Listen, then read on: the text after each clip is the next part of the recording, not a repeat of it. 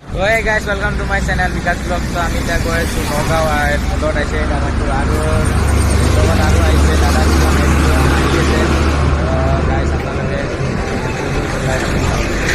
গাইছ আমাৰ দাদাকেইটা আহিবাৰ এখন ধৰক দেখাই গৈছে মই আপোনালোকক দাদাকেইটা দেখাইছোঁ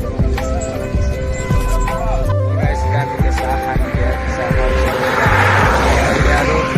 25 কিলোমিটাৰ আছে আৰু ইয়াৰ পৰা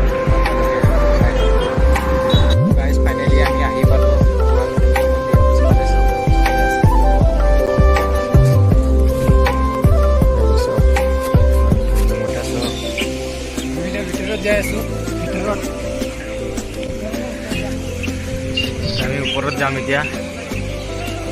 ওপৰত কোনবালৈ যাম এতিয়া